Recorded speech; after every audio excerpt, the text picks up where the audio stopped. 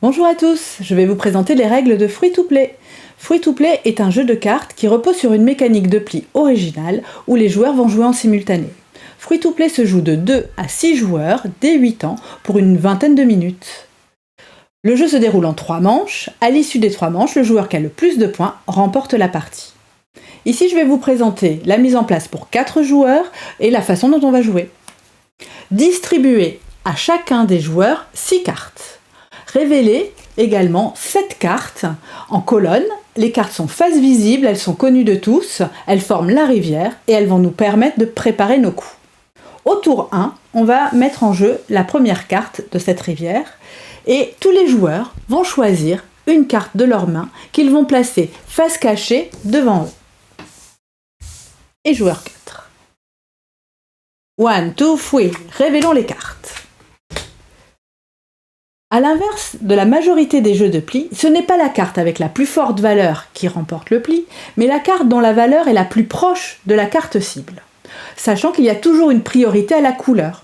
Donc ici, parmi les cartes bananes, on va regarder la carte dont la valeur est la plus proche de la carte cible, la carte 6 banane. Donc ici, c'est la carte 2 banane qui est la plus proche et donc le joueur va remporter la totalité des cartes du pli. Il rapproche les cartes devant lui et il va les placer en colonne en mettant un fruit par colonne, un type de fruit par colonne. Les autres joueurs vont remplacer la carte qu'ils viennent de jouer en piochant. Il n'est jamais obligé de piocher au dernier tour de la manche. Donc quand on arrivera au tour 7, les joueurs pourront décider de remplacer leur carte ou de ne pas la remplacer. C'est facultatif à ce moment-là. Tour 2. On va mettre maintenant la deuxième carte cible, un 18 pommes. Tous les joueurs choisissent une carte de leur main et à nouveau la placent face cachée devant eux. En simultané, on les révèle. 1, 2, 3. Ici, aucune carte du même type que la carte cible n'a été jouée. Du coup, on regarde simplement la carte dont la valeur est la plus proche. Ici, c'est le 19 qui remporte.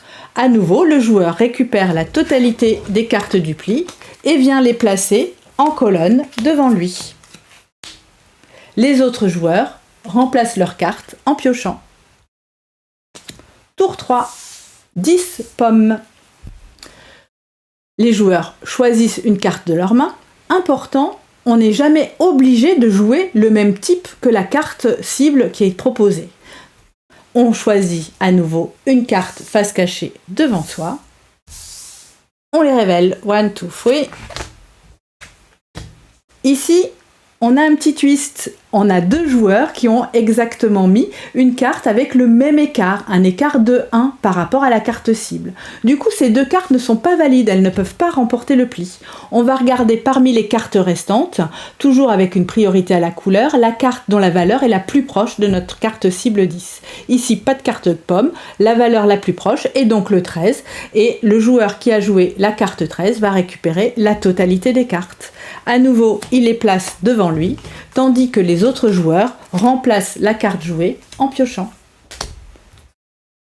On va jouer ainsi la totalité des cartes de la colonne. Une fois qu'on a joué toutes ces cartes, imaginons qu'on est terminé, les joueurs vont pouvoir compter leurs points.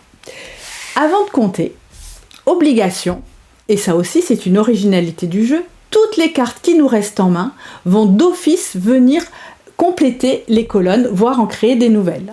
Ici, par chance, je n'ai pas de fraises, donc j'aurai une colonne à 0 fraises, mais elle ne compte pas. Et je viens compléter mes pommes et mes figues.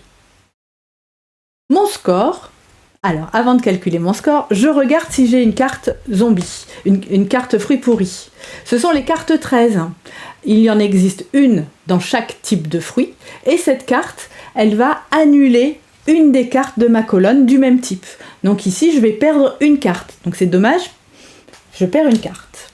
Pourquoi c'est dommage ? Parce que mon score, ça va être une multiplication entre la colonne où j'ai le plus de fruits, que je vais multiplier par la colonne où j'ai le moins de fruits.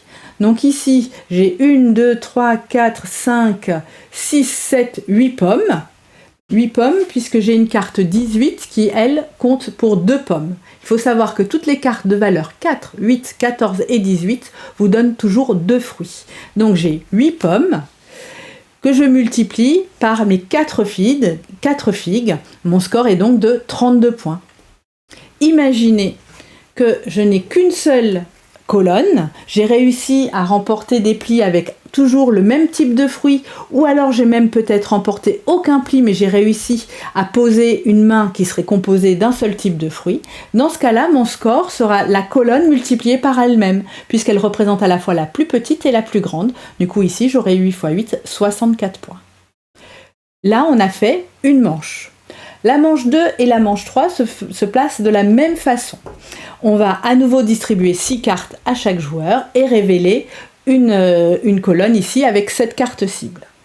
Le joueur qui aura le moins de points au cumul va lui avoir un petit avantage. Il va pouvoir choisir en manche 2 une carte fruit collectif qui représente un fruit et cette carte va devenir commune pour tous les joueurs. Donc il va la placer à côté de la rivière et ainsi, s'il choisit la carte fruit 1 fraise, tous les joueurs auront à minima une fraise dans leur score de fin.